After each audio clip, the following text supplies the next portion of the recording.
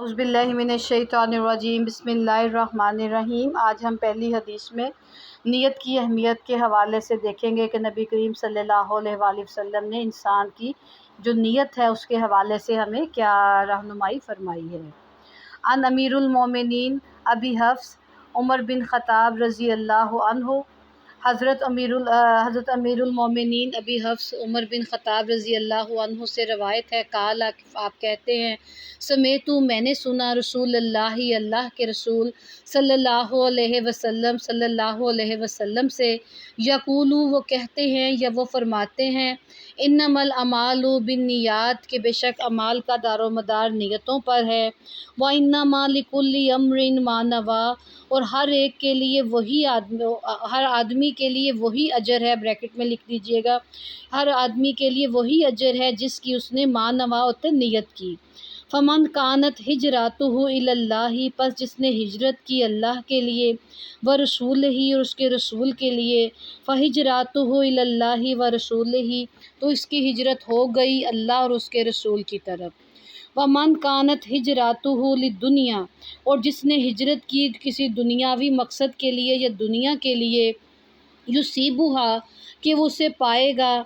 او امرأۃ یا عورت کے ساتھ نکاح، یا ینکحوہا نکاح کرنے کے لیے، مثلاً جس نے ہجرت کی دنیا پانے کے لیے یا کسی عورت سے نکاح کرنے کے لیے، فہجرتہ الی ما ہاجر الیہ تو اس کی ہجرت ہو گئی اسی کی طرف جس کی طرف اس نے ہجرت کی۔ رواہ البخاری والمسلم، اس حدیث کو بخاری شریف اور مسلم شریف دونوں نے روایت کیا ہے۔ اب اس حدیث مبارکہ میں ہمیں اس بات کا پتہ چلتا ہے کہ انسان کا جو عمل ہے اس کا دار و مدار نیت پر ہے۔ اس حدیث مبارکہ کا اگر آپ پس منظر دیکھیں تو اس میں آپ کو یہ پتہ چلے گا کہ جب مکہ سے مدینہ مسلمان ہجرت کر کے آئے تو وہ خالصتاً اللہ کے لیے ہجرت کر کے آئے تھے، اللہ اور اس کے رسول کی محبت میں اپنا گھر بار بیوی بچے تک چھوڑ کر وہ مکہ سے مدینہ آ گئے۔ ان کے درمیان ایک شخص ایسا موجود تھا کہ جس نے اس وجہ سے ہجرت کی تھی کہ مکہ مدینہ میں ایک عورت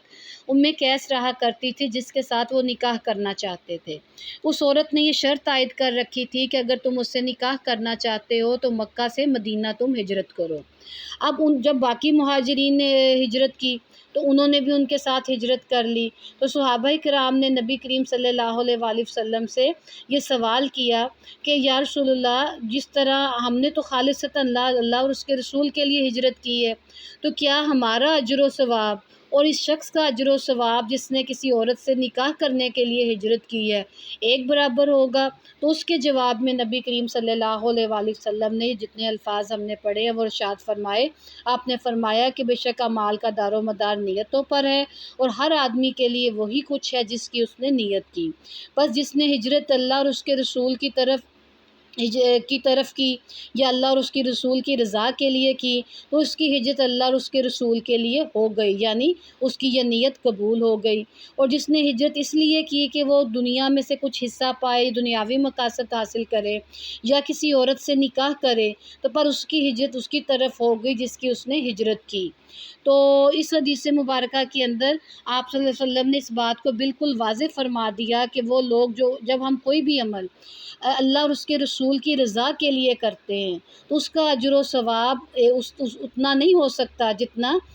جو ہے ان کا برابر نہیں اجر و ثواب ہو سکتا ان لوگوں کے جن لوگوں نے دنیا کے لیے ہجرت کی ہے۔ ڈیفینیٹلی کہ جن لوگوں نے اللہ کے لیے ہجرت کی ہے ان کا اجر و ثواب بہت زیادہ ہے، کیونکہ اس میں ان کا کوئی بھی دنیاوی مقصد، کوئی بھی دنیاوی طمع ان کی اس میں شامل نہیں ہے۔ اب اس حدیث مبارکہ میں نیت کا دل سے تعلق ہے کہ ہم اپنے دل میں جس چیز کا ارادہ کرتے ہیں تو اس سے کیا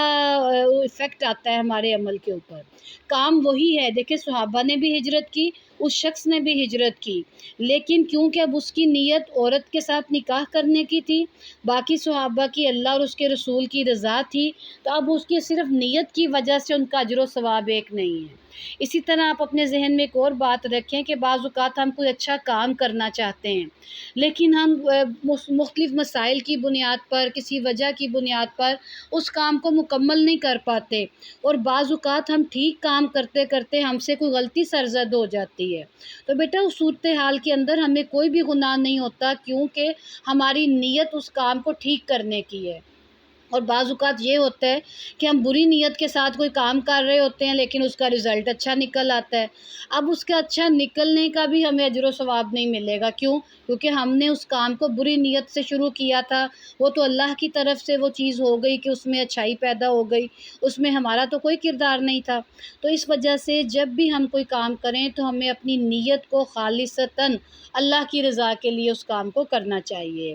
اب آپ یہ دیکھیں کہ اسلام میں اصلاح نیت کی بہت زیادہ اہمیت ہے کہ اپنی نیت جو ہے اسے درست رکھیں، اور اللہ تعالیٰ انسان کی اللہ تعالیٰ کیا دیکھتے ہیں۔ مثلاً ہم آگے یہ آیت مبارکہ لکھی ہوئی ہے کہ اللہ تعالیٰ کے پاس تمہاری قربانیوں کے گوشت اور خون نہیں پہنچتے، بلکہ اس کے ہاں تمہارے دل کا تقویٰ پہنچتا ہے۔ جب ہم پورا بکرا ذبح کرتے ہیں تو اللہ کو اس میں سے نہ گوشت پہنچتا ہے نہ اس کا خون پہنچتا ہے، صرف ایک چیز ہماری اللہ کے حضور جاتی ہے، وہ کیا ہوتی ہے؟ ہماری نیت۔ اسی طرح ہم روزہ رکھتے ہیں، ہم سارا دن فاقہ کرتے ہیں، اگر ہم نے دنیا کو دکھانے کے لیے کہ ہم بڑے روزے دار ہیں، روزہ رکھا ہے تو ہمیں کوئی اجر و ثواب نہیں ہے، لیکن اگر ہم نے اللہ کی رضا کے لیے روزہ رکھا ہے تو ہمیں اس کا اجر و ثواب ہے۔ اسی طرح دیگر عبادات اگر ہم اللہ کی رضا اور اس کے رسول کی رضا کے لیے کرتے ہیں تو ہمیں اجر و ثواب ہے، لیکن اگر ہم دنیا میں دکھانے کے لیے کہ ہم بڑے نمازی ہیں، بڑے روزے دار ہیں، بڑے نیک ہیں اور ہم بڑے اچھے ہیں،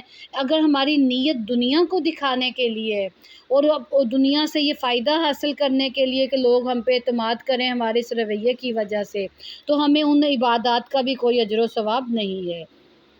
اسی طرح آگے بتایا جا رہا ہے کہ جو لوگ اپنی نیت درست رکھیں گے ان کا جو ہے انہیں نیت کا اجر و ثواب جو ہے وہ ملے گا۔ اور اس کے بعد اصلاح نیت کے اب ہم اپنی نیت کی اصلاح کیسے کر سکتے ہیں، ہم کس طریقے سے اپنے آپ کو بہتر کر سکتے ہیں؟ تو سب سے پہلے تو ہم اگر قرآن کو پڑھیں گے، قرآن کے احکامات کو سمجھیں گے، قرآن کو ترجمے کے ساتھ پڑھیں گے، تبھی ہمیں پتہ چلے گا نا کہ اللہ تعالیٰ ہم سے چاہتے کیا ہیں اور اپنی نیت کو ہم کس طریقے سے جو ہے درست کر سکتے ہیں۔ پھر ہم احادیث کا مطالعہ کریں، اس کے بعد ہم دیکھیں کہ اچھے لوگوں کے ساتھ اٹھنا بیٹھنا، اپنے جسے کہتے ہیں صحبت صالح لکھا ہوا ہے کہ اچھے لوگوں کے ساتھ اٹھے بیٹھیں گے تو وہ آپ کو کوئی بھلائی کی بات ہی بتائیں گے نا، برے لوگوں کے ساتھ بیٹھیں گے تو وہ آپ کو برے کاموں میں ملوث کریں گے۔ اسی طرح ہمیں انسان کو اپنے لیے دعا ہر وقت کرتے رہنا چاہیے کہ اللہ تعالیٰ مجھے برائی سے باز رکھ، یا مجھے شیطان، بعض اوقات یہ ہوتا ہے ہم جب کسی اچھے کام کی نیت کرتے ہیں تو شیطان فوراً ہمارے ساتھ چپک پڑتا ہے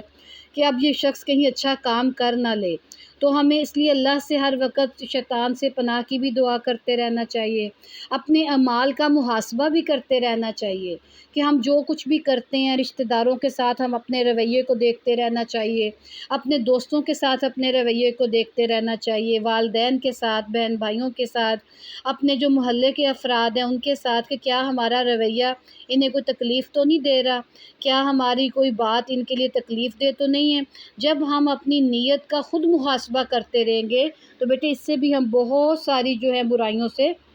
بچ سکتے ہیں، کہ جب ہمیں خود اندازہ ہو جائے کہ فلاں اگر معاملہ خراب ہوا ہے تو اس میں میری بھی یہ غلطی ہے، آپ اگر اپنی اس غلطی کی اصلاح کر لیتے ہیں تو اللہ تعالیٰ پھر معاف کرنے والا ہے۔ اسی طرح شیطانی وسوسوں سے بھی ہمیں الرٹ رہنا چاہیے۔ بعض اوقات ہم کو نیکی کا مثلاً ہم نماز پڑھنے کا ارادہ کرتے ہیں، اب فوراً شیطان ہمارے ساتھ چپک بیٹھتا ہے اور کہتا ہے کہ اچھا ابھی پڑھ لینا، پھر وہ ہمیں کہتا ہے کہ تم نے وضو تو کیا ہوا تھا، اب تمہیں پھر وضو کرنا پڑے گا، پھر وہ آپ سے کہتا ہے کہ اچھا تمہیں ٹھنڈ لگے گی، پھر وہ کہتا ہے اچھا چلو اب تھوڑا سا تو ٹائم رہ گیا، 2 نمازیں اکٹھی ملا کے پڑھ لینا، پھر وہ کبھی آپ کے ذہن میں کوئی کام ڈال دیتا ہے، کبھی کوئی کام ڈال دیتا ہے۔ تو یہ چیزیں بھی ہماری نیک نیت جو ہم نے کی تھی کہ ہم نے نماز پڑھنی ہے، اب آپ دیکھیں کہ اس کے درمیان کیا چیز حائل ہو رہی ہے، شیطانی وسوسے،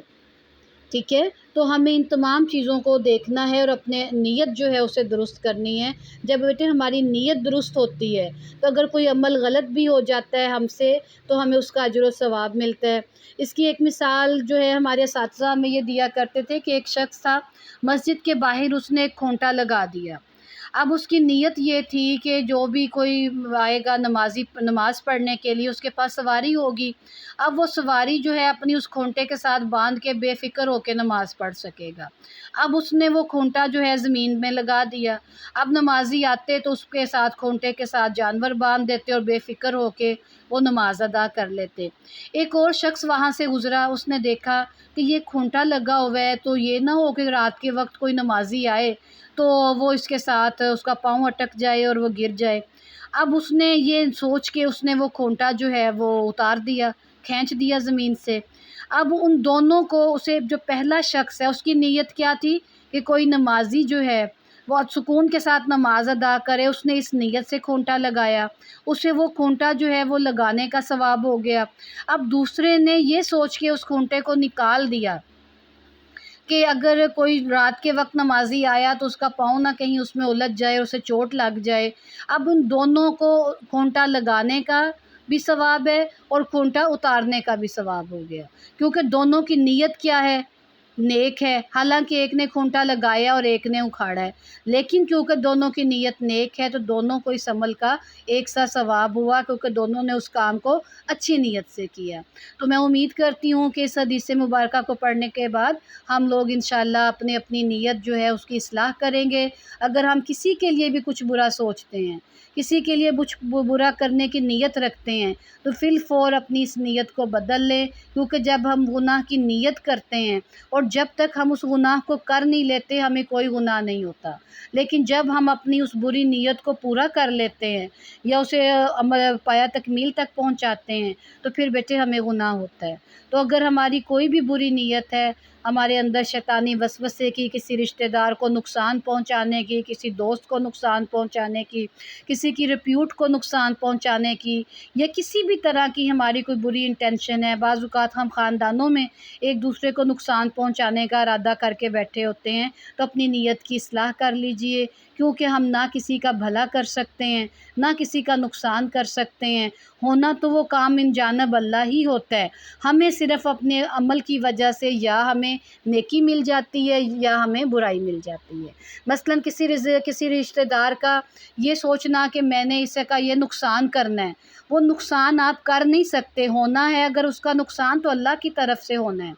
ٹھیک ہے؟ لیکن آپ کو اس نیت کا جو ہے بہت زیادہ گناہ ملے گا کہ آپ نے یہ نیت کی کہ آپ نے اسے نقصان پہنچانے کی کوشش کی۔ اسی طرح اگر آپ نے کسی کو بھلا کرنے کی کوشش کی اور وہ اس کا جو ہے بھلا جو ہے وہ ہونا تو اللہ کی جانب سے ہے، لیکن آپ کو صرف نیت کرنے کی وجہ سے بھی اس کا اجر مل جائے گا۔ وَمَا عَلَيْنَا إِلَّا الْبَلَاغُ الْمُبِينُ۔